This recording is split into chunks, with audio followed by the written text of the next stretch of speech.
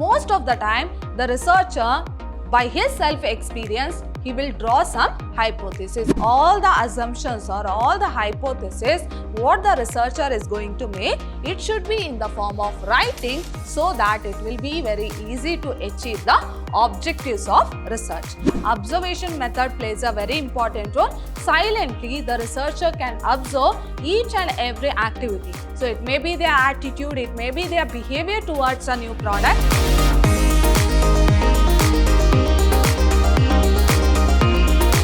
Hello everyone, I am Harshita, lecturer, Department of Commerce, Vidhyaashram First Grade College, the Temple of Excellence, Mysuru. My dear students, today we are in the yet another session of Unit 4 of Business Research Method, and the Unit 4 is all about sampling and hypothesis testing. So already we have discussed few of the concepts, and I have told you from the examination point of view, this unit is very important. That is, what are the concepts we are going to learn in this unit is important from the examination point of view. So let us quickly recall what we have discussed in a previous session. So in a previous session, I have covered this topic, that is sampling error and techniques of sampling. So we were discussing about sampling, and we have discussed lot of the concepts relating to sampling, where we have discussed about sampling error, that is when a wrong selection of sample takes place. So what are the mistakes the researcher will do that ultimately affect the research work, that is sampling error and techniques of sampling. So we have discussed in detail what are the various techniques of sampling. In today's session, we shall continue with the next part of this particular unit, that is hypothesis. So till now we have discussed everything relating to sampling. Now we shall discuss about hypothesis. Now what do you mean by hypothesis? So when a researcher goes into a research work or before conducting the research work, he will have some idea about that particular topic, what he is going to do the research. So he will make some assumptions that what will be the ultimate result he will get if he conduct research on that particular topic. Suppose if a researcher have taken a particular topic and he has some idea about that topic. Now he wants to find the solution. So depending upon his assumptions, so he will write few points which is known as what? Hypothesis. So hypothesis means what? The researcher will make some assumptions before conducting the research work that the result will be like this after conducting the research work.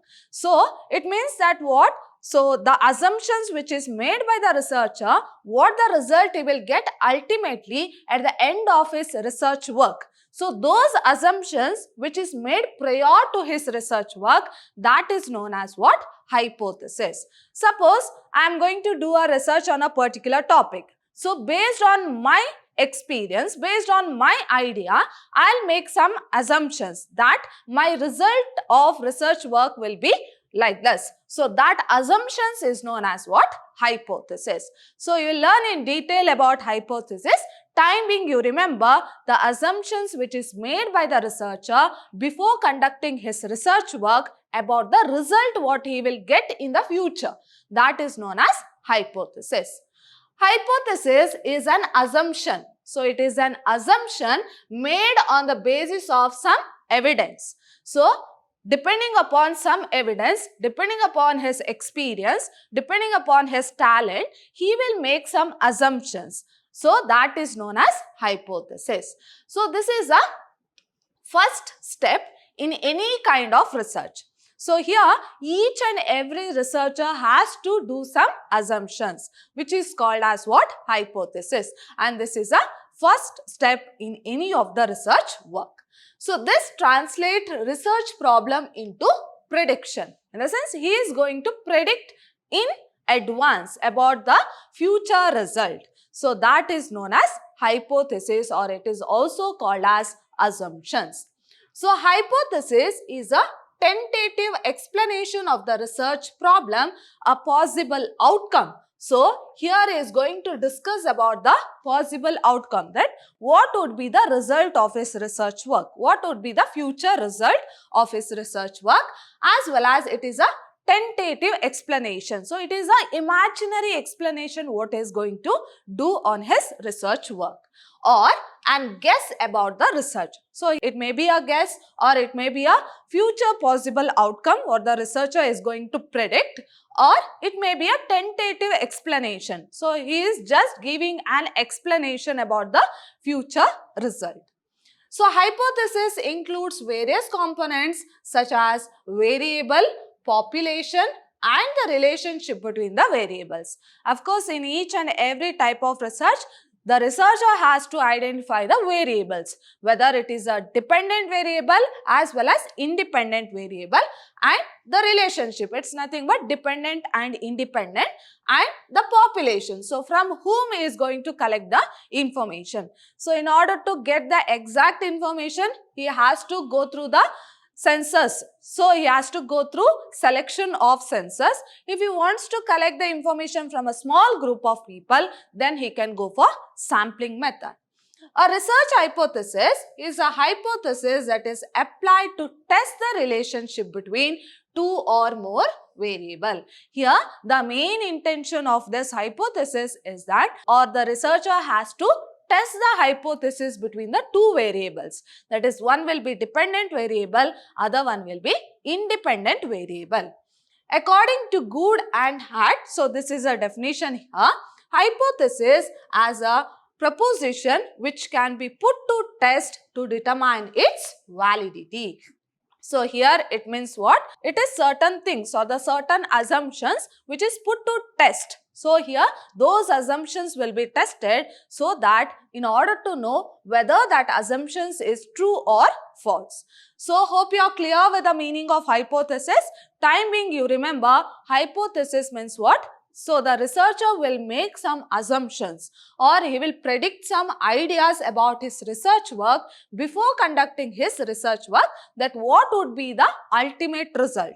So the prediction about the ultimate result which is made by the researcher is called as hypothesis. Now coming to the next concept, characteristics of hypothesis. Let us see what are the characteristics of hypothesis. If you know the meaning properly, so you can write this characteristics or you can understand better about all the characteristics if you know the meaning here. So following are the characteristics of hypothesis. So let us see what are the characteristics here. The hypothesis should be very clear and precise to consider that it is to be reliable. Of course, each and every researcher wants or he will aim at getting the reliable results.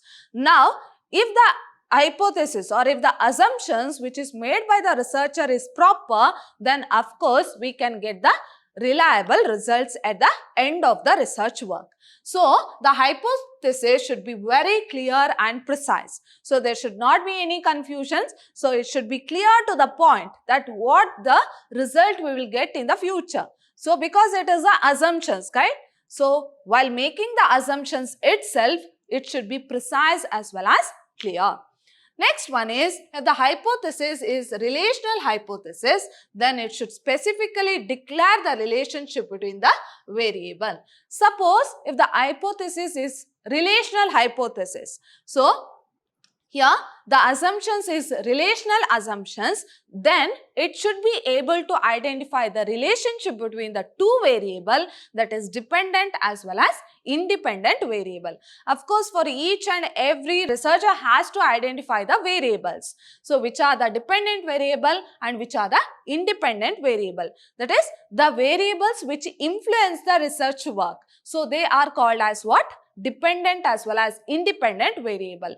Suppose if the research work or if the hypothesis is a relational hypothesis, then the researcher should be able to identify, or the hypothesis should be in such a way that it should be able to identify what is the relationship between the two variables, that is dependent as well as independent variable.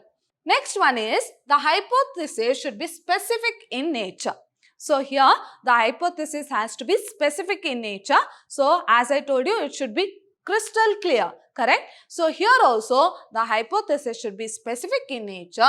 It should have a good scope to conduct more tests. So, the assumption should be in such a way that the researcher should be able to, or it motivates the researcher to conduct further tests. Okay, so it should be an interesting assumptions or interesting hypothesis, so the researcher can collect more information about a particular topic. In the sense, more tests can be conducted. So, it should be specific in nature. In the sense, it should be specific to the point.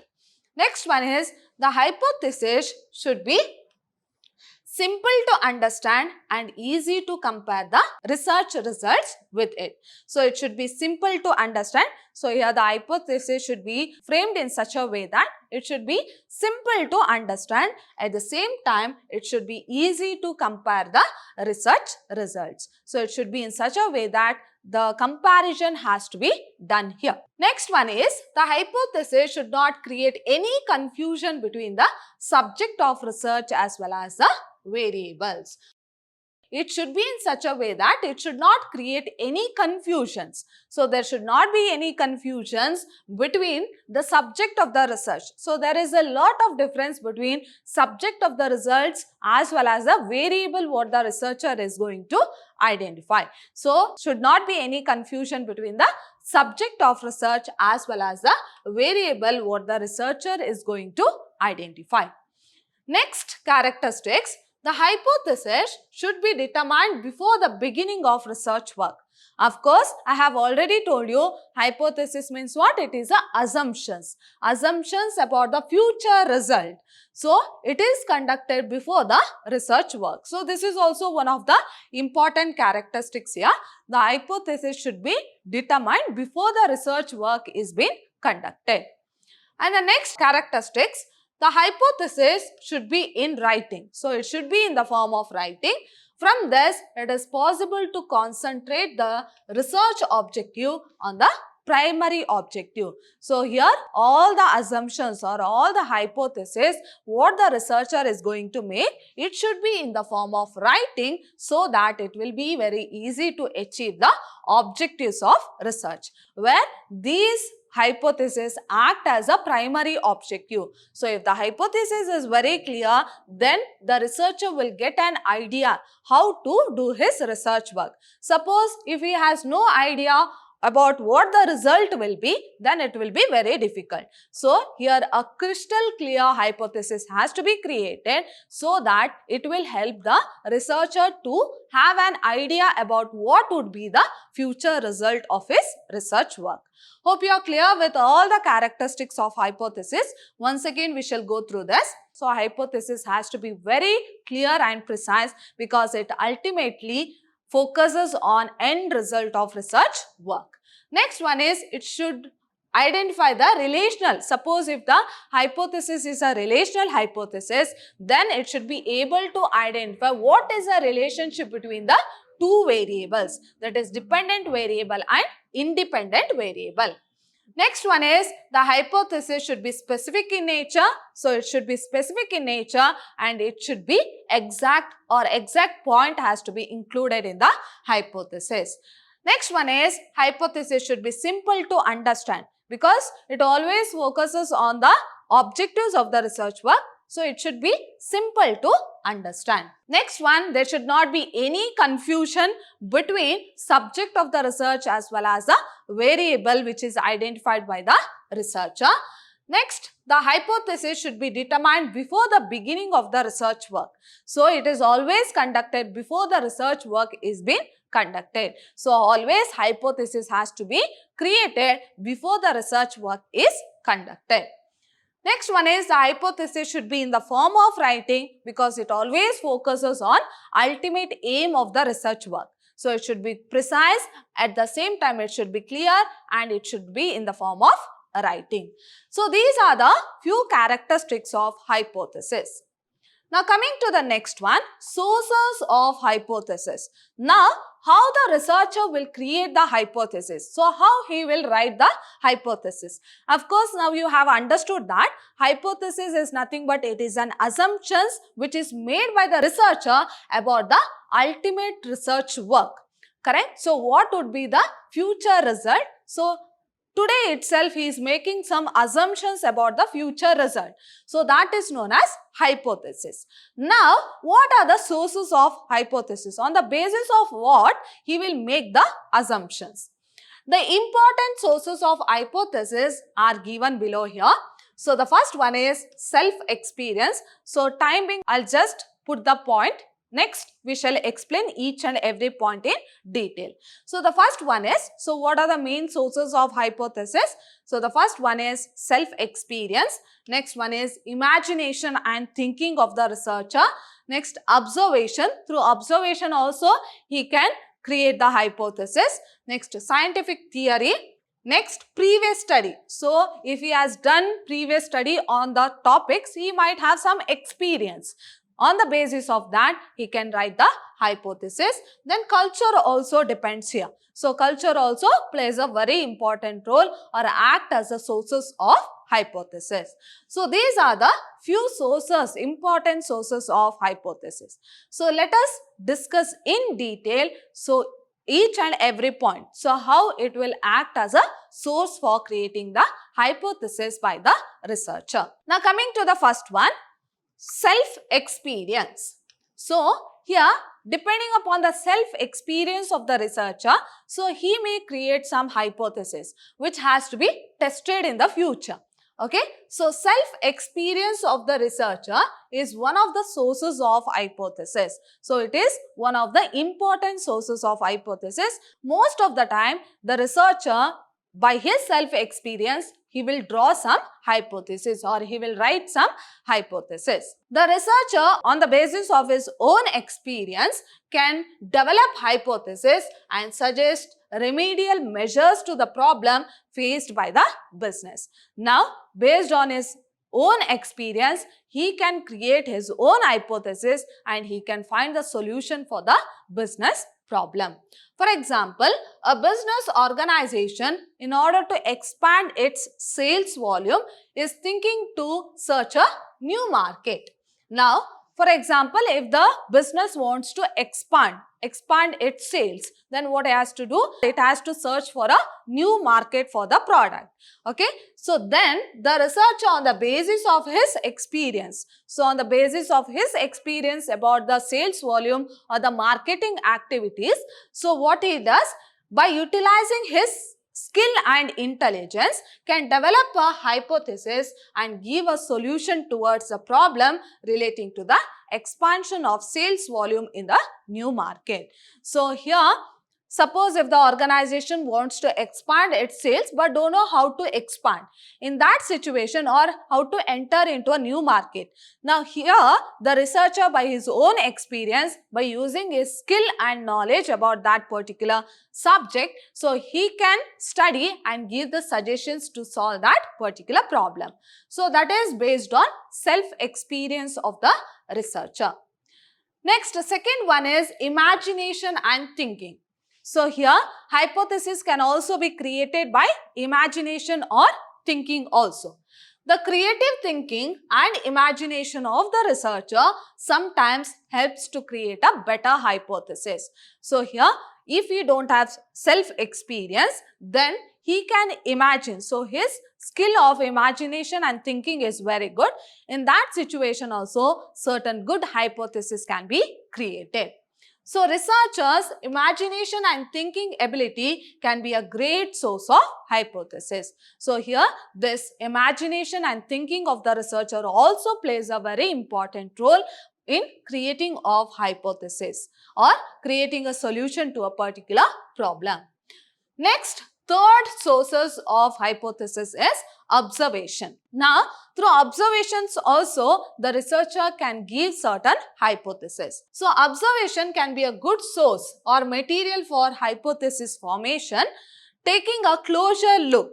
So, taking a closer look at the situation will give the researcher the information needed to carry out the research. So, always the researcher should be a good observer. So, we have learnt about sources of collecting the information, where observation was one of the best method to collect the information, correct? So, here they are not directly going and contacting the respondents. They are just going to observe each and every activities of the respondent. Based on that, they are going to collect the information. Here also, while creating the hypothesis, observation plays a very important role.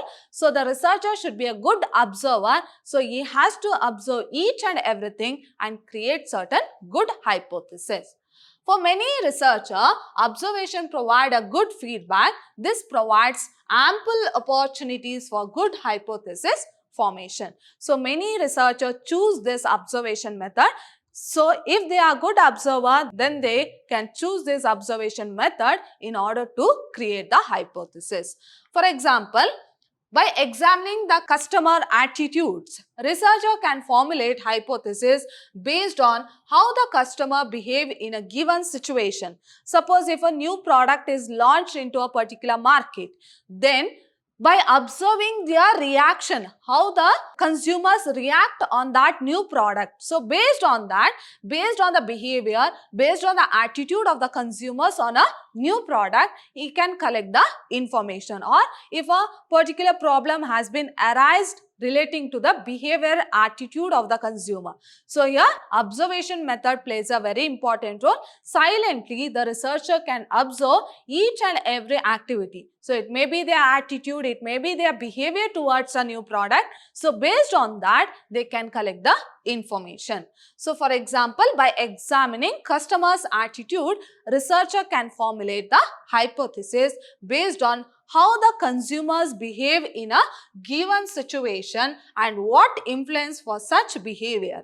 So, how they behave about a new product and what makes them to behave like that.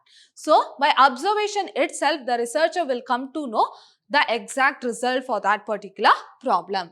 So, through the observation, it is possible to find out whether the environment has influenced the behavior of the consumers or not. Whether it is their own behavior, what would be the reason that consumer behave on that particular product. So, all these can be done through observation. On the basis of observation, they can create the best hypothesis. Next source of hypothesis is scientific theory. So, through scientific theory also, they can predict a better hypothesis. So, scientific theory helps to analyze all the factors relating to a problem. Scientific theory is a significant source of hypothesis formation. So, here scientific theory plays a very important role. So, you know about science, we get the exact result. So, through experimental method, that is through scientific theory, we can get the exact result on the basis of which the researcher can create the hypothesis. So, scientific research is organized in a controlled environment. Of course, it's not like the marketing research where human behavior keeps on changing, but scientific theory, so which will be tested and it can be proved number of times, where it is done in a controlled environment. So, it is not done on a field environment. So, it is done in a controlled environment where at each and every time they will get the exact result, not like marketing research where it deals with a human behavior. So, scientific research is organized in a controlled environment. It provides input on the scientific basis for creation of hypothesis. So, here how they are going to create the hypothesis based on the scientific theory. For example, a hypothesis can be created to understand the acceptability of a newly designed motor vehicle by the market. For this purpose, the capacity of the motor vehicle is tested in the controlled market.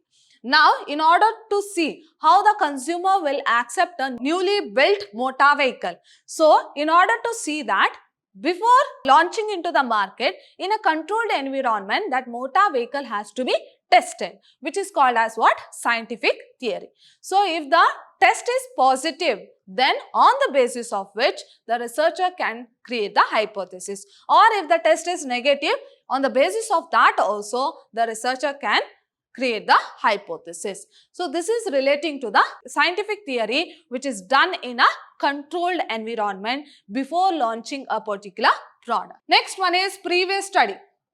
So through previous study also, the researcher can create the hypothesis.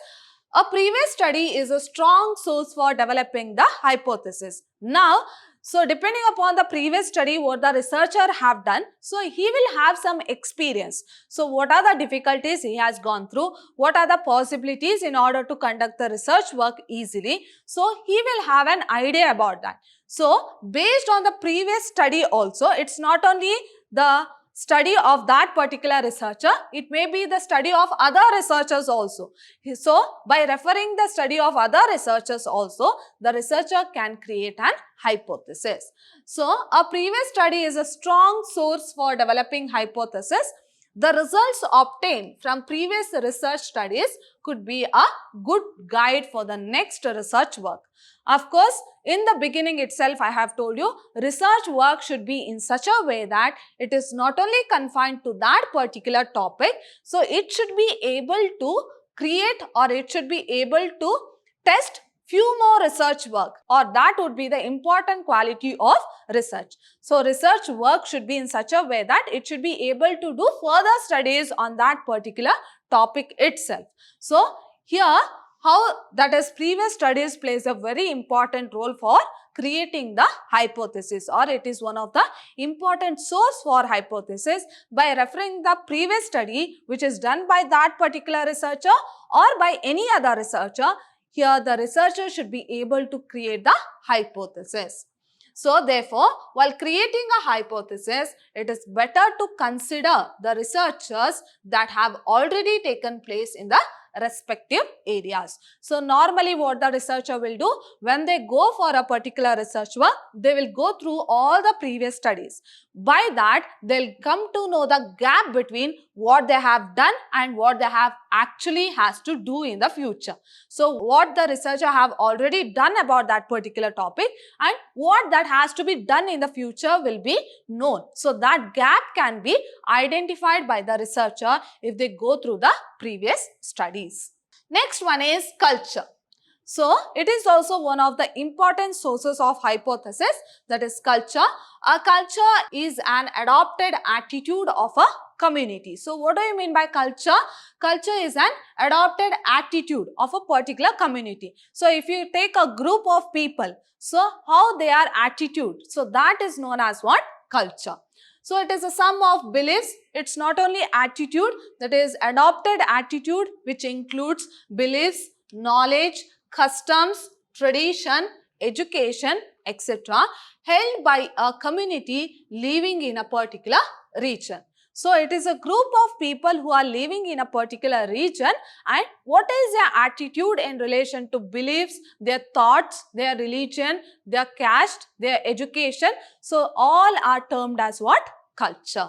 So it largely influences the behavior. So of course we know that in marketing research, so we will call it as sellers or the consumers are the king of the business. So if the consumers buy the product, then only the demand for the product increases. Now culture also plays a very important role. As I told you, culture in the sense what? A group of people who are, or a group of community who is having their own beliefs, own attitude, own education system, own customs. So they are all termed as what? Culture. Now this buying behavior also depends upon the culture of a community. Here buying behavior, that is how the consumers of that particular community will buy depending upon their culture, also plays a very important role. So the culture must be studied while creating hypothesis for a problem. So when a researcher wants to create an hypothesis, the culture of that particular community has to be studied in detail.